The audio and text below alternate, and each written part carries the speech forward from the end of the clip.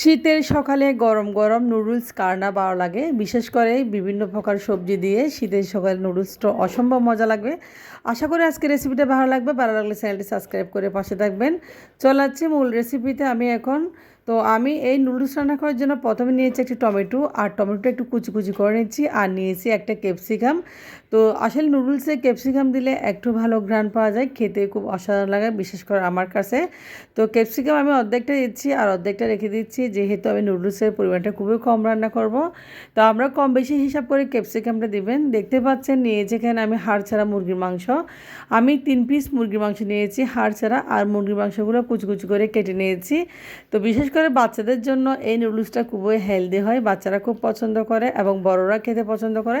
এখানে আমি 2টি প্যাকেট নুডলস নিয়ে দেখতে পাচ্ছেন, আর ক্যাপসিকাম কেটে নিয়েছি, টমেটো আর মুরগির মাংস কেটে নিয়েছি সাথে। এখন আমি দেখতে পাচ্ছেন নুডলস 2 প্যাকেট ভালোভাবে সিদ্ধ করে নেব গরম পানিতে হালকা একটু ভাপে। তো এভাবে নিয়েছি নুডলস 2টা প্যাকেট আমি সিদ্ধ করে নিয়েছি খুব সুন্দরভাবে, পানি ঝরিয়ে আমি খাঁচায় পানি ঝরিয়ে রেখেছি।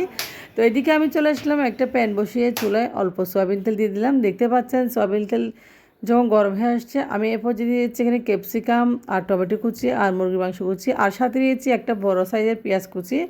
সবগুলো একসাথে আমি তেলে এখন ভালোভাবে একটু ভেজে নেব। দেখতে পাচ্ছেন তো মুরগির মাংসটা একটু সিদ্ধ হয়ে যাবে তেলের উপরে, আর বিশেষ করে ক্যাপসিকামের যে একটা ঘ্রাণ পাওয়া যায় অসম্ভব খুবই ভালো ঘ্রাণ দিয়েছি। এখানে রসুন বাটা ও আদা বাটা দেখতে পাচ্ছেন, আমি রসুন আদা বাটা দিয়েছি। তো রসুন আদা বাটা, ক্যাপসিকাম, টমেটো কুচি, ভালোভাবে পেঁয়াজ কুচি আমি একটু হাফ বয়েল করে সিদ্ধ করে নেব তেলের সাথে। তো দেখতে পাচ্ছেন সিদ্ধ হয়ে গেছে, খুব ভালো একটা ঘ্রাণ আসছে। আমি দিয়েছি এখানে গোলমরিচের গুঁড়া, আমি সাদা গোলমরিচের গুঁড়াটা ব্যবহার করেছি, অবশ্যই আপনারা দিবেন সাদা গোলমরিচের গুঁড়া নুডলসে। তো দিয়েছি সয়া সস, দেখতে পাচ্ছেন 1 টেবিল চামচ পরিমাণ মতো আমি সয়া সসটা দিয়ে দিচ্ছি।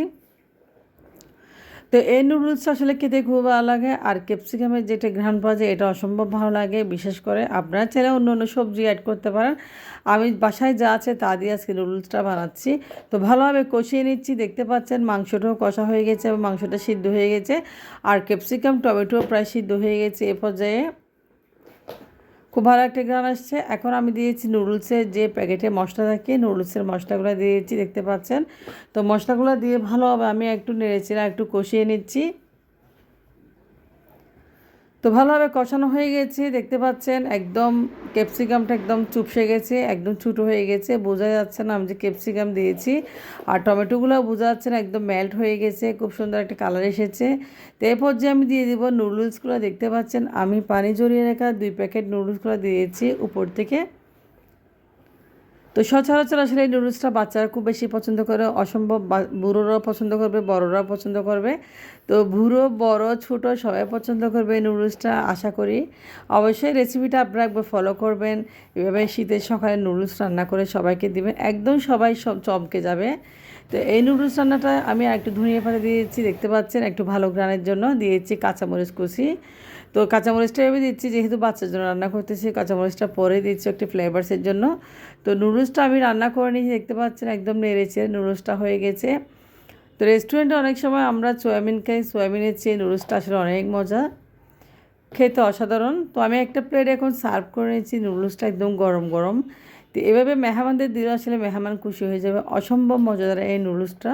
বিশেষ করে ক্যাপসিকামটা দেওয়াতে নুডলসটার মজাটা একটা আলাদা হয়ে যায়, কারণ ক্যাপসিকামের যে একটা ভালো ঘ্রাণ পাওয়া যায় সেটার জন্য নুডলসটা আসলে ঘ্রাণটা অনেক চেঞ্জ হয়ে যায়। যা হোক না কেন, আজকে আপনারা আমার রেসিপিটা ভালো লাগলে অবশ্যই লাইক কমেন্ট শেয়ার অবশ্যই করবেন। তো পাশে থাকবেন, চ্যানেলটি সাবস্ক্রাইব করে পাশে থাকবেন। তো দেখতে পাচ্ছেন আমি উপর থেকে দিয়েছি অল্প চর্স, আমি দিয়েছি এখানে কয়েক ফোঁটা চর্স, বেশি দিচ্ছি না। তো চর্সটা আসলে অনেকের ভালো লাগে, অনেকের ভালো লাগে না, সেজন্য আমি কমে দিচ্ছি। তো আপনারা ভালো থাকবেন, আমার জন্য দোয়া করবেন। এরকম নিত্য নতুন রেসিপি দেখার জন্য অবশ্যই বেল আইকনটি প্রেস করে রাখবেন। তো আল্লাহ হাফেজ, আসসালামু আলাইকুম।